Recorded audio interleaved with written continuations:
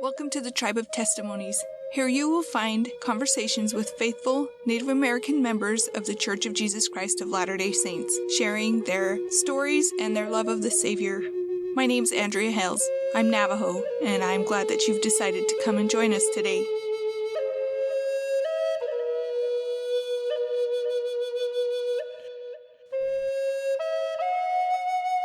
My guest today is Brother Ron Old Arrow, or Ron Begay. It was really fun for me to interview him. I didn't know him at all, but the funny thing is I had just been talking to somebody about him, and as we talked, we just actually had quite a few connections, so it was really fun for me to interview him. I was also kind of surprised how much we talked about missions and just missionary work, and I think that's totally a wonderful thing. I think we just need sometimes to be reminded that each of us can be a missionary in our own right, whatever we're doing in our lives. So I hope you enjoy this conversation with Ron. I wish I could reach out and hug him.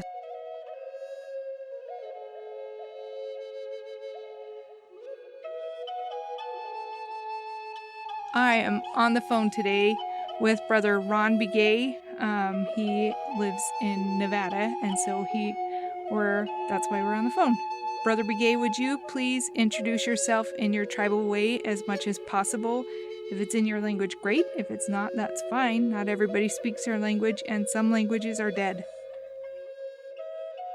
Brother Ron Begay, do Tlislan Slindo, Kiani Bashin, the Nensle, the neck essay, Yaski, the Francis the boss, Ado body of Snapper, but I Hinson. Okay, my name's Ron Begay. My clan in the Navajo way. I come from the Mini Goat clan, and I'm born for the Towering House clan, and that's the way we introduce ourselves in Navajo. And so right now you live in Nevada, right?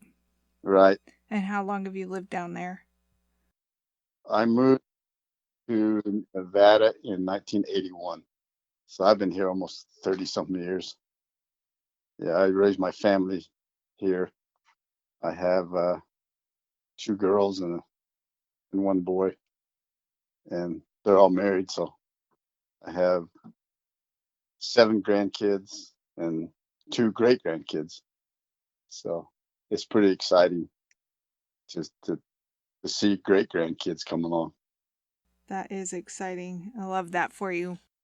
Would you share something that you love about your heritage as it relates to the gospel of Jesus Christ? It could be anything, a story, a celebration, a way of life, a ceremony, anything that you have loved about your heritage as it relates to the gospel. I was a very young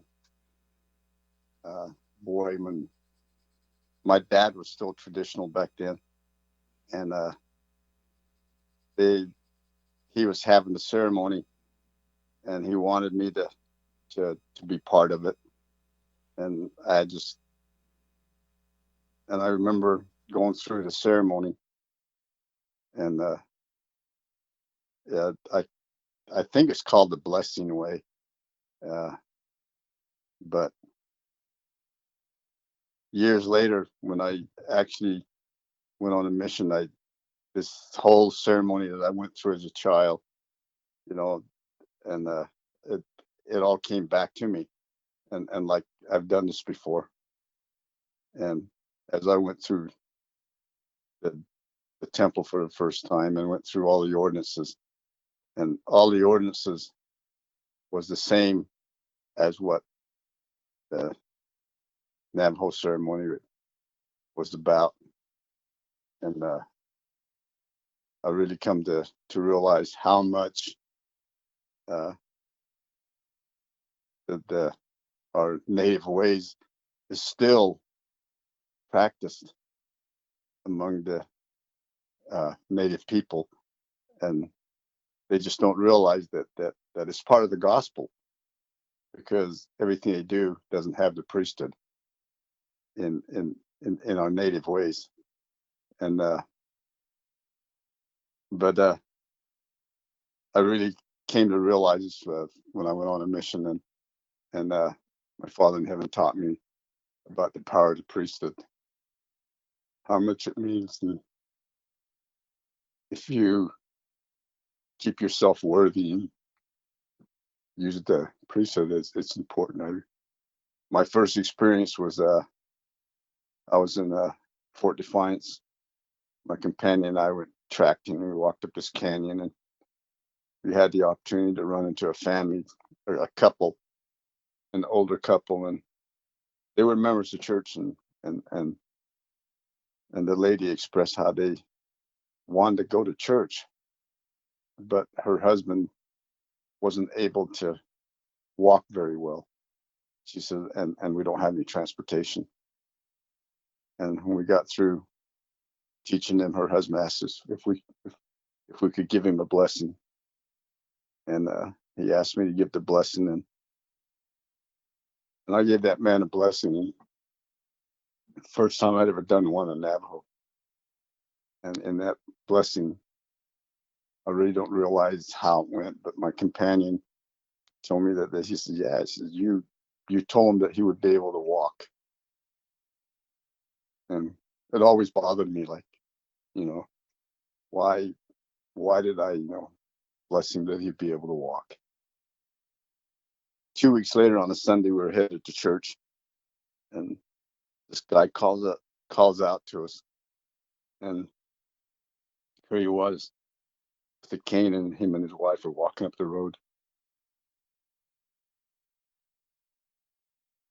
And I realized how much my Father in heaven taught me about the power of the priesthood, and how much it means for a priesthood holder to come to realize that it is powerful, and if we have the faith, we can actually bless people, not only people, but animals and whatever. And I've done all that. I used to own horses, and I blessed my horses that they would be gentle enough that my grandchildren would be able to ride them. And as a district leader in the Southwest Indian Mission, we left zone conference on a winter day, and we got out about 10 miles out of Window Rock, and our truck broke down, and it was snowing hard. And my district sat there, and we said, "What are we going to do?"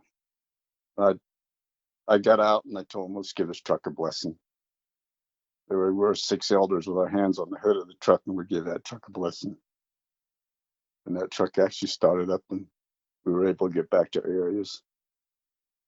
As a missionary, I learned a lot about the power of the priesthood and what it can do.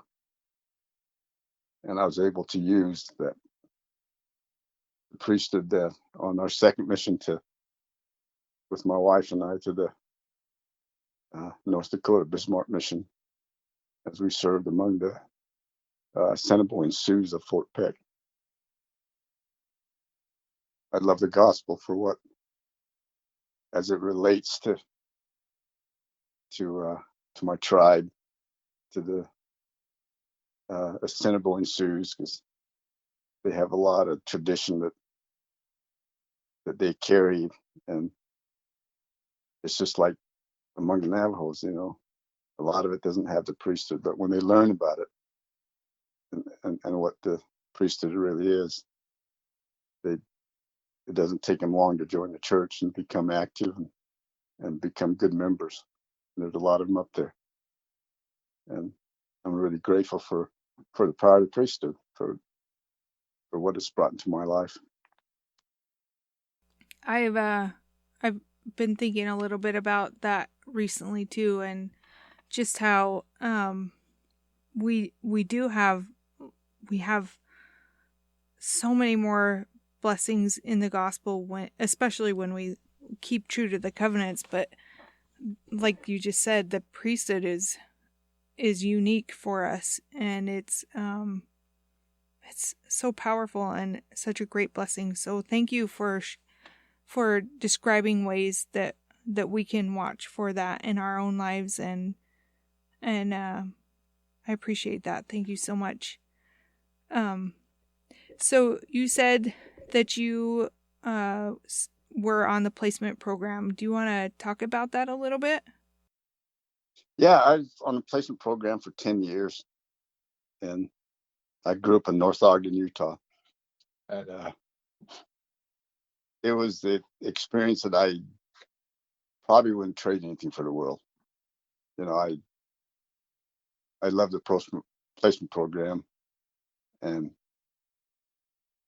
it, I grew up in a home with 3 brothers and a sister, and we're still close. You know, I raised my kids to know that side of the family just as much as my uh, natural parents and brothers and sisters and cousins and stuff like that. But I grew up in the Richard Allen Murray home, and I stayed with him for 10 years. And my foster dad had a business, so he traveled a lot. And my foster mom raised us kids, and she'd always tell me, she said, you know, I'm not here to take your traditions and your culture away. She said, always hold on to your culture, be proud of who you are. But she said, I'm here to help you to learn the gospel. And that's what she did. She'd gather all of us together, and we'd have family home evening, and she always made sure that we all watched conference and attended our meetings. And you know, I hear a lot of people kind of talk about the placement program that someone think that wasn't very good, but it's brought me this far in my life to know that that's where my gospel teaching actually started. And it, it was just a wonderful trip, a wonderful journey to be able to stay in that home and be able to be taught the gospel. I learned a lot about the Book of Mormon from my foster mom. And but I enjoyed the placement program. I really did. I made a lot of friends. I met a lot of kids, a lot of good placement kids. And I don't have nothing bad to say about the placement program. Yeah.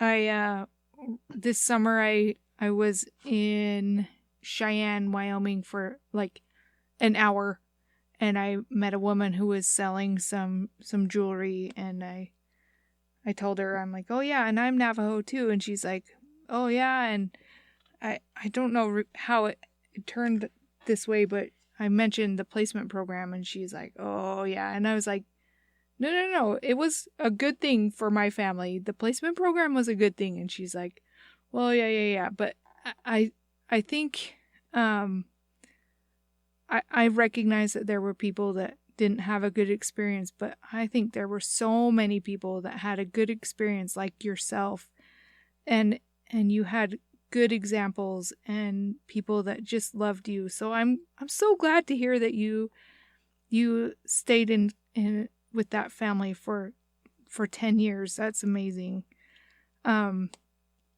So tell me about your family back on the res.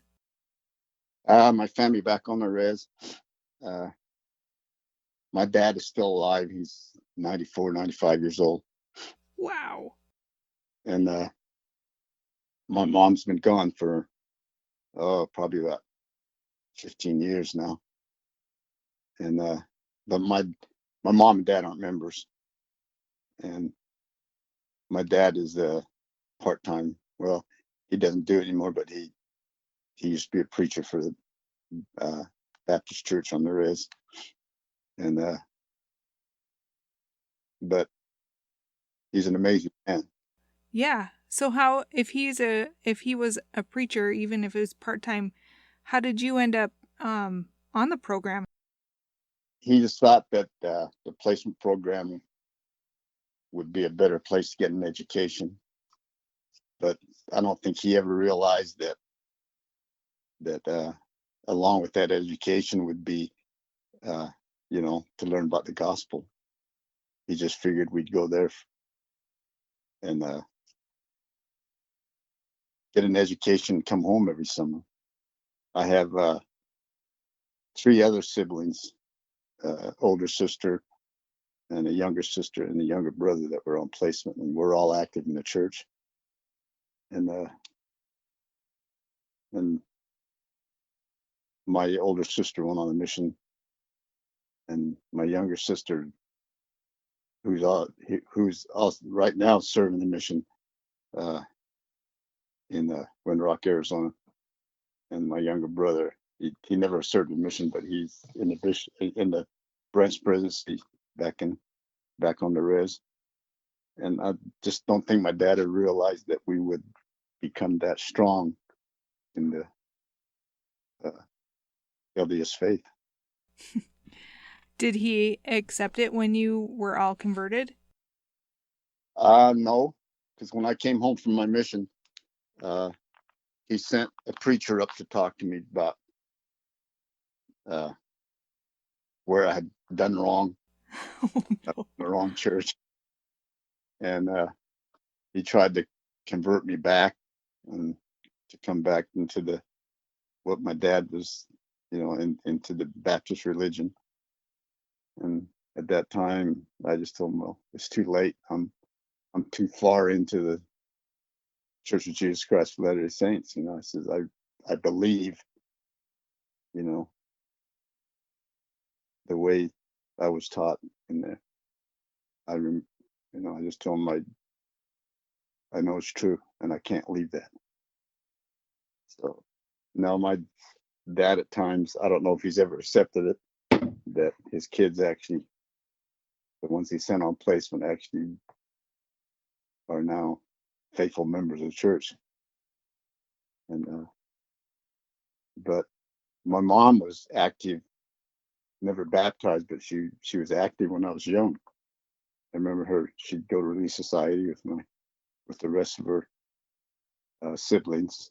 As you know, I told you earlier that you interviewed my aunt Eileen, Yeah. and I grew up with my aunt herding sheep, and she was more like a mother to me since I spent a lot of time with her.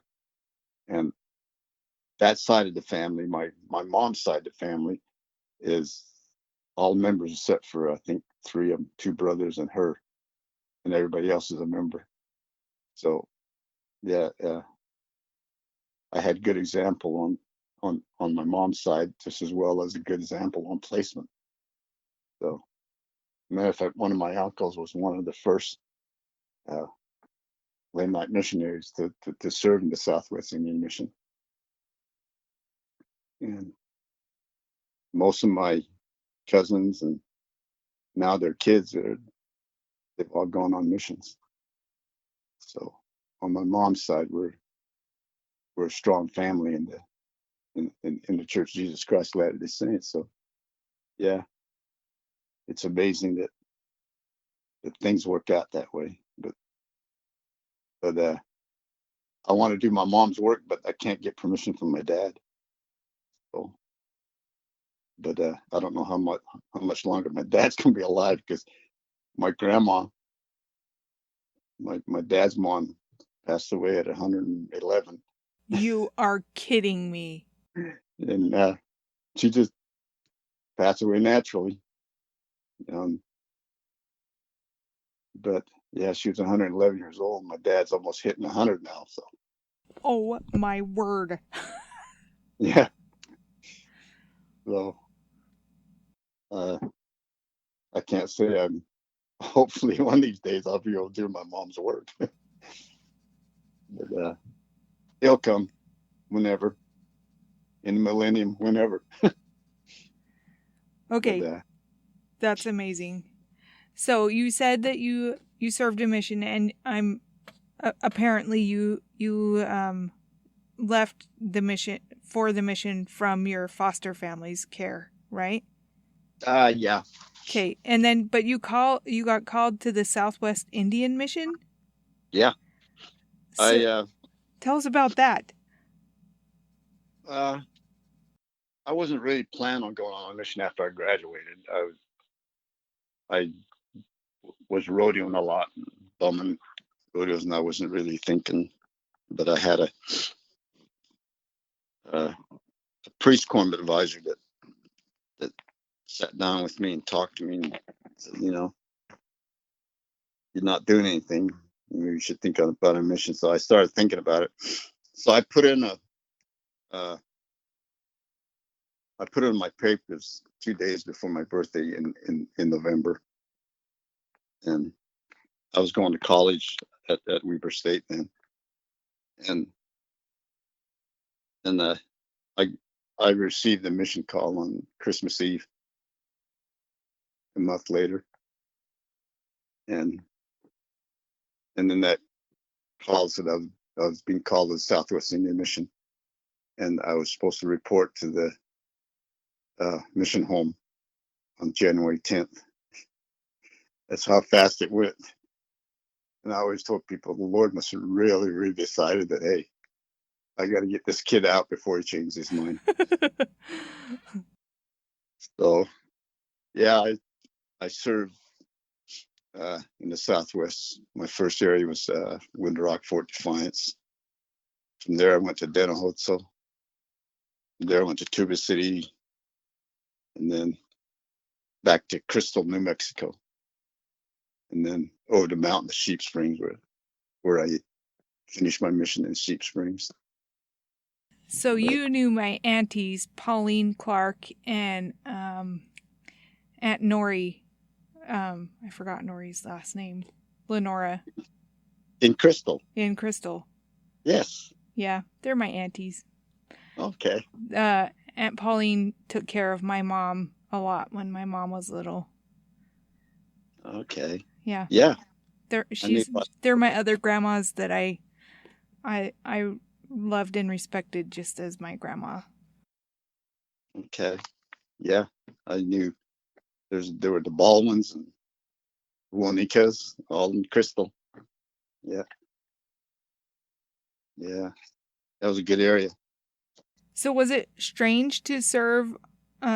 Was it all only on the Navajo res that you served? Yeah. I was well back then. They had Navajo speakers and English speakers because the mission covered New Mexico, Arizona, part of Utah, and Colorado. So they had English speakers out there that mostly taught the natives who could speak English, and the Navajos were the only ones that back then they call it the LTM, Language Training Mission. The elders would come through there and spend 6 months there learn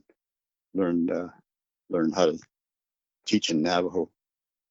And I went to the Language Training Mission, but I was only there. For like, I think it was only maybe 6 weeks, and we learned the lessons. Back then, all the lessons were, all in. They just kind of like form where you could, and then, but I think I only spent six weeks of the LTM before I was sent out to serve. And that's, I'm guessing, because you already knew Navajo. Yeah, I already could speak Navajo, so it wasn't hard for me to be able to learn the lessons. Yeah. That's so cool. And they told me, he says, well, since you're already Navajo, you don't have to follow this word for word. You can, do it however you want. And it was easier for me. I could just read it and kind of get it in my head, and how I would present a lesson. Yeah. So yeah, it wasn't that hard. I grew up on a reservation. And I would come home every once in a while from placement. I didn't really spend a lot of time on the res. I'd come home, spend maybe half a summer, and I'd go back up to Ogden and find a job and work. So, but I know a lot of kids went on placement. They come home and say, "Hey, I can't speak Navajo anymore." And I go, "How? How can that happen?" To me, I never lost the ability to speak Navajo, and to this day, I don't. I don't spend much on time on the reservation, but you know, Navajo is my first language. I remember when I applied for a job here, they asked me what my first language was, and I put Navajo. And they go, "What? You don't speak English?" I said, "I speak English, but my first language is Navajo." You asked what my first language is. Yeah, that's what I'm putting is Navajo. That's cool. Did you have native elders that served with you as companions? No, I didn't, except for the summer program where they would bring what they call youth missionaries out. And yeah, I had the opportunity to have actually met my cousin Joe Begay, and I served in Fort Defiance together. But other than that, all my other companions were white elders. Yeah. Is this the Joe Begay that lives in Castledale? Yeah. Shut up. Yeah. Yeah. Joe and I are cousins. Okay, so I grew up near Castledale. So when I hit junior high, I started going to school with his kids. So yeah, that's funny. Okay, so fast forward, you just said that you also have served another mission with your wife in North Dakota. Yeah, we were called it the North Dakota Bismarck mission, but it's really strange because it's a story that's unbelievable because we were on vacation in Steamboat Springs, Colorado. That's where one of my daughters used to live. And we went there and visited for 2-3 days. And at the same time, we had planned to go to Scottsdale, Arizona, because my grandson was playing baseball down there. And we left there. We left Steamboat, and we come back down to Grand Junction. I told my wife, "You want to go back and go through Moab?" Or the night before, they talked about a road going up through from Grand Junction up to Farmington.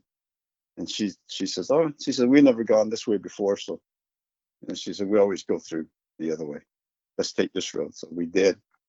And we hit Telluride, and then it was straight up the mountain on like a 2-lane highway.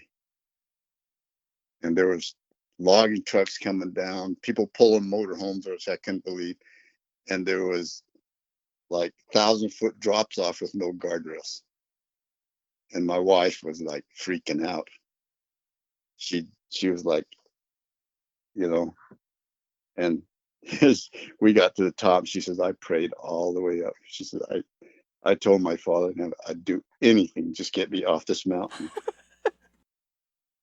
So we got to Farmington, and we trying to find a place to eat. And we pull into an Olive Garden, and her phone rings.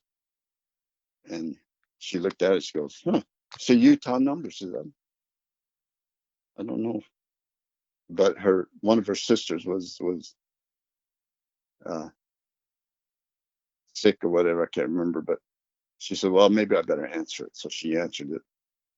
And the guy at the other end says, "I'm Scott Howe."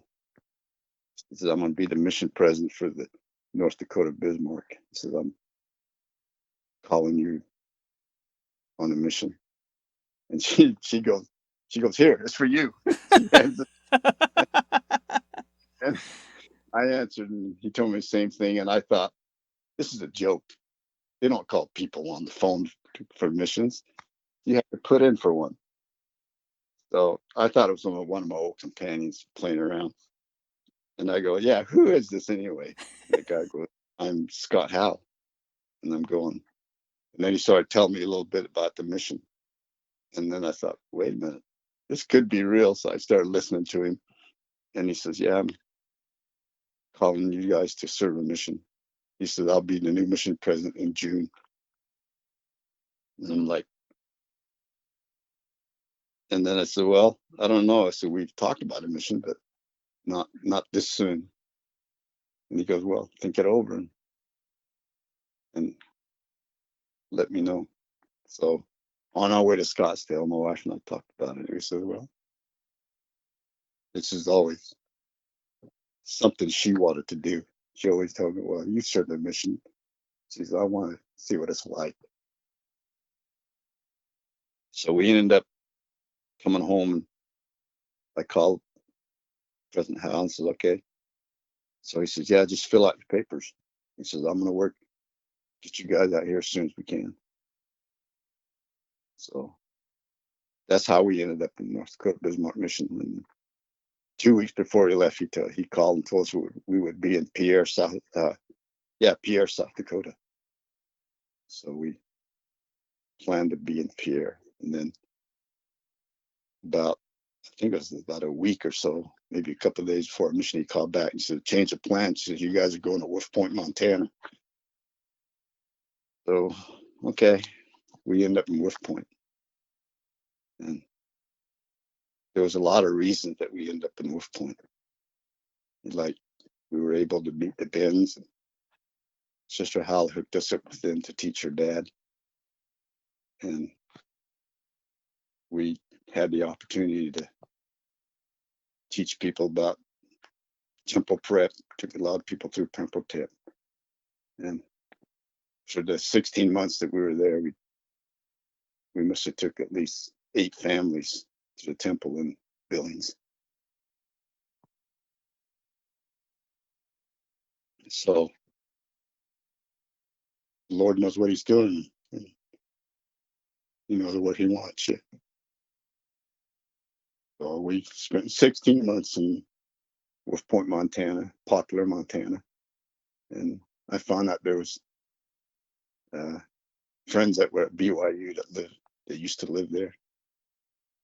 And there was kids that, well, they're grown up that had been on placement that lived there. And a lot of kids off the land my generation lived there. Yeah, that I knew, and some of them I didn't. But it was an experience that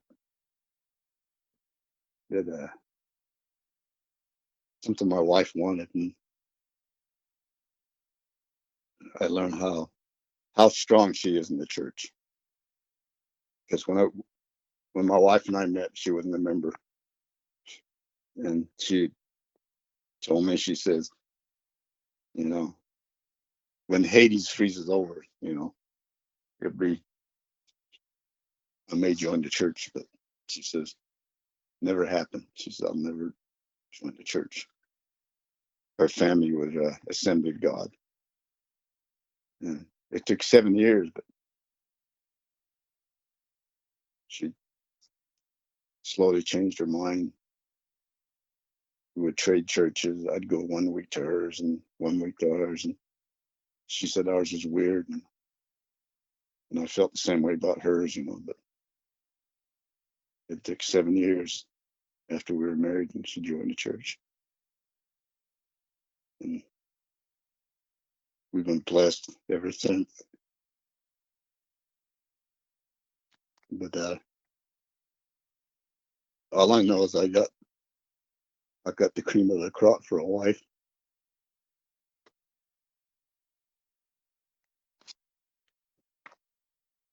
She's been the strong point in our family. And that's how we ended up in North Dakota Bismarck Mission by another call that we didn't expect. Well, I was sitting here crying while you told those stories because um I love Scott Howell. He is amazing, and Sister Howell is every bit. They are just amazing, and I've witnessed them because they okay.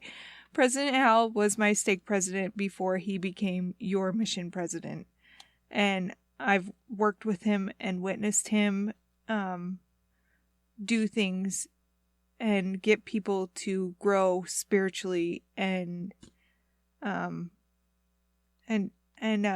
just grow personally. And so everything you said about him doesn't surprise me one bit, but I've never heard of a mission call being extended like yours was.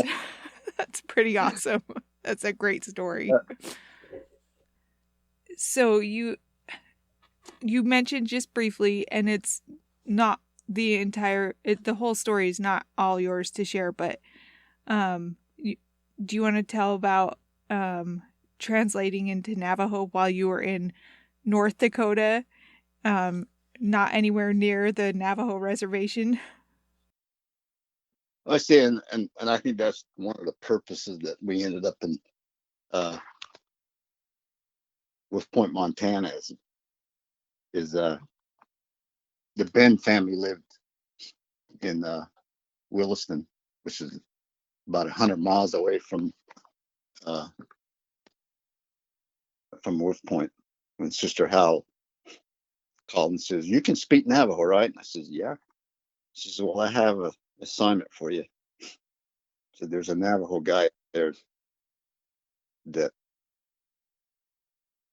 his daughter wants him to take the lessons. So my wife and I traveled to Williston, North Dakota, about once a week, and I taught Brother Salt, and I would prepare lessons, and then I would translate them back in Navajo so I could relate to him. And so we went through all the lessons, and I had the opportunity to translate these into the Navajo language and to be able to teach Brother Salt. And I went back and related to my mission on a lot of the lessons, and I should think, well, how did I used to teach back then? And I used a lot of the former knowledge from the Southwest Indian Mission to be able to teach Brother Salt. And we had the wonderful experience to baptize Brother Salt. And before he left, we ordained him to the Aaronic priesthood, and trying to get him prepared to go through the temple. I didn't get a chance to finish getting him through to be able to go through the temple, but hopefully one of these days we'll go back up and maybe finish my job. But yeah, I had the opportunity to teach Navajo again, which is probably one of the main reasons I was sent there. I think that's that's such an amazing story. Because I happened to hear a little bit about that story, and I love it, and I'm so glad that you got to have that witness of God's hand reaching out and touching lives in different ways, in different, like in unexpected timelines and in unexpected ways. I love that so much. When and how did you receive your own testimony of the Book of Mormon? Probably a lot of it is through my foster mom, and she would tell us stories about, we would read the Book of Mormon as a family, and then she would tell about how it relates to me as a laymanite. And I think I learned a lot from her, but I think I learned more about the uh, Book of Mormon and being able to serve a mission in both missions and how much it means, how it relates to the different tribes. And but it all comes back to being able to understand that what a layman, what is referred in the Book of Mormon as a laymanite. You know, it's a Native American people, and I think when people finally catch that, and especially natives, when they learn that what it means, they tend to be more interested. And, but I learned most of my knowledge and most of my faith and belief in the Book of Mormon from my foster mom, and it was her that probably really helped me understand the Book of Mormon and to be able to come to love the Book of Mormon for what it is.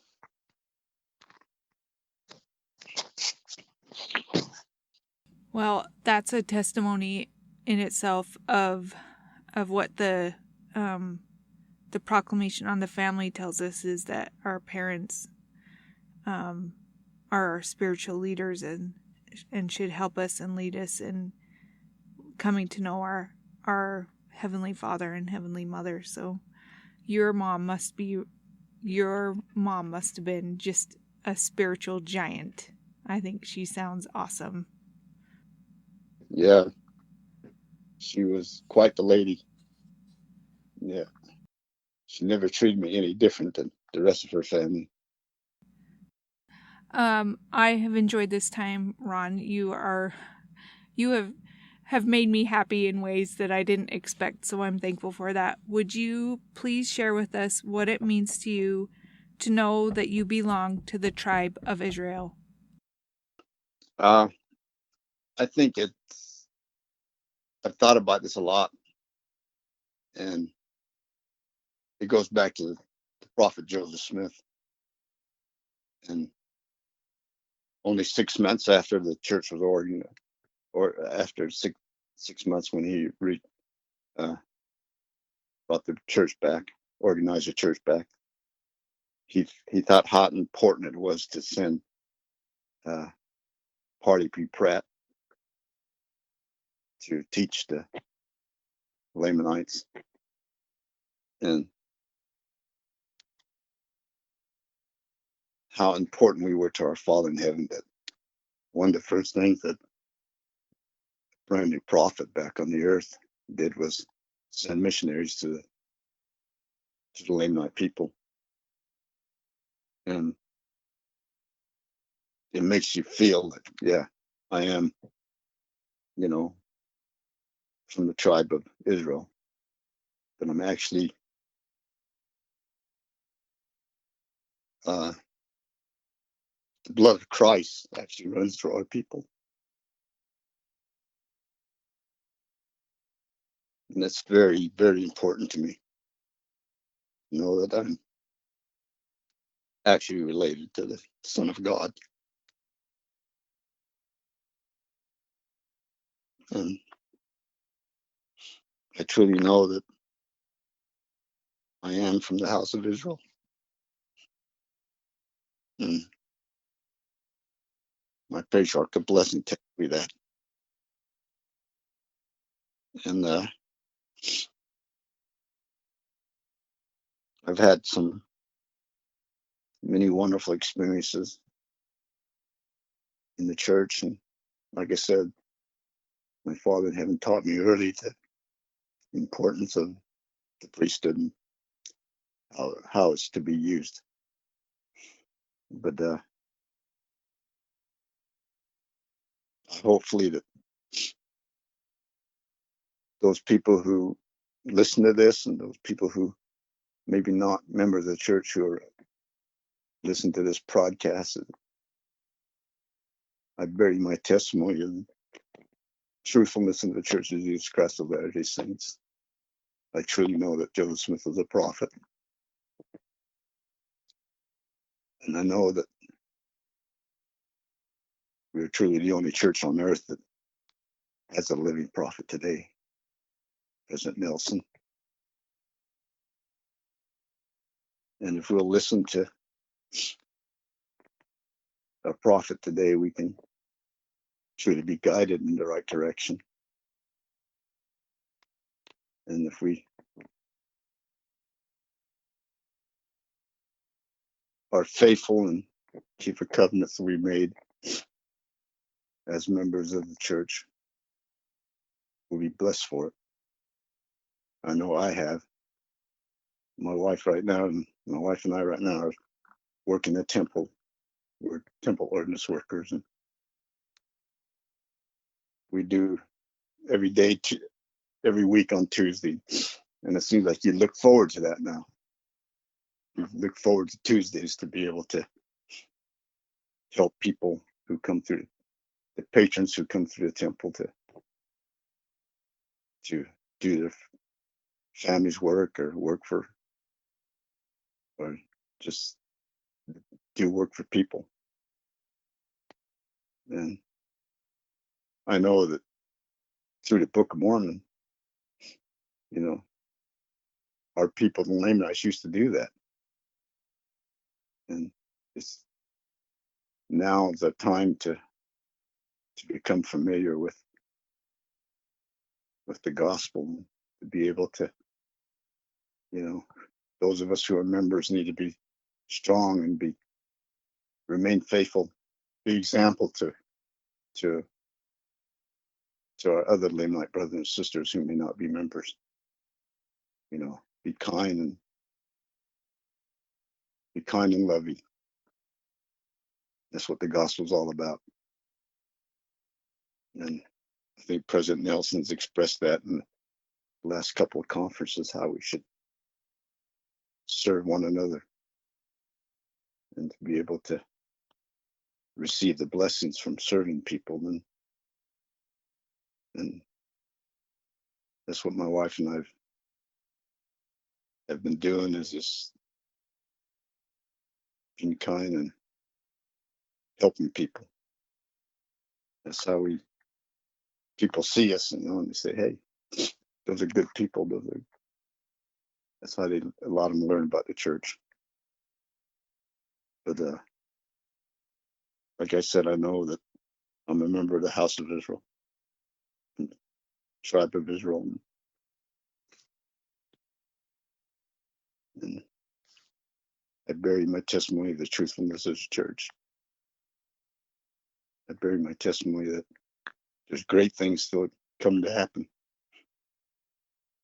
And I hope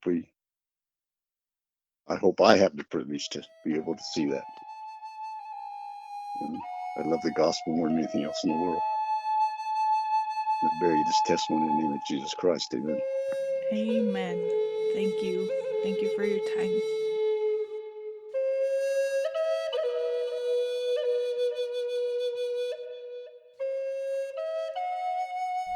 This past week, we had here in Bluffdale, where I live, a bridge grand opening. And it was fun. We had a party.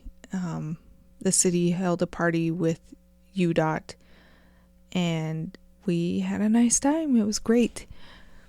But having the bridge open got me to thinking about bridges.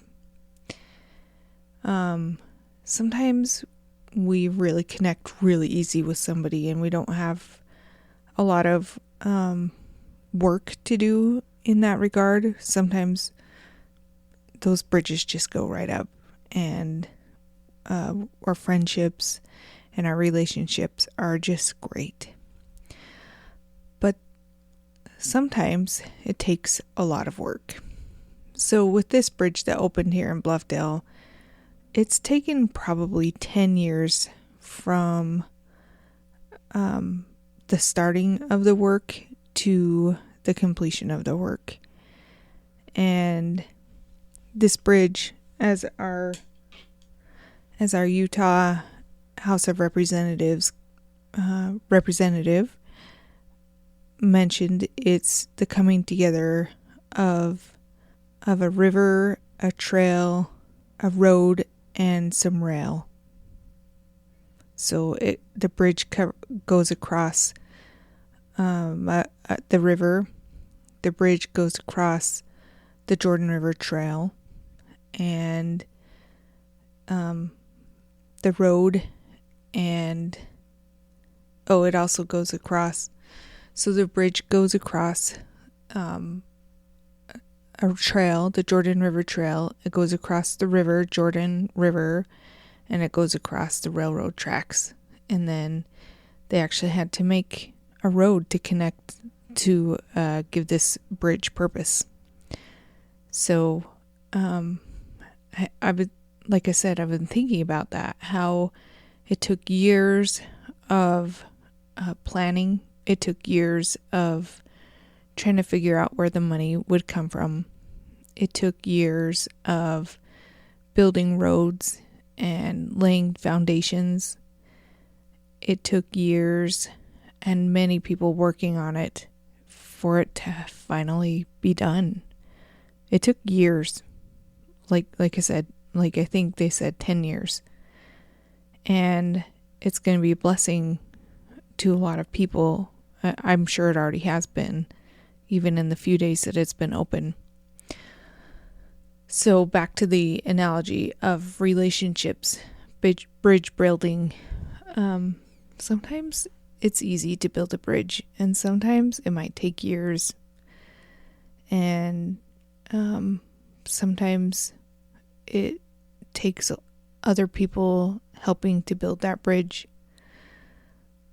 Sometimes you have to actually lay the road first in order to get to even have a reason to have the bridge. I don't know, you can take that analogy where you want to go, but it would be nice if people with hard feelings for things would work on building bridges. Not every bridge is going to be a perfect bridge. Hopefully, though, they're adequate, and I think that's important. I don't know.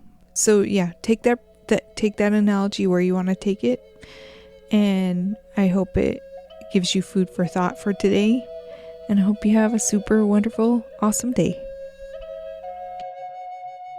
Tribe of Testimonies is not sponsored by the Church of Jesus Christ of Latter-day Saints. The music is a traditional hymn, Come Thou Fount of Every Blessing, arranged and performed by Kyle Forsyth.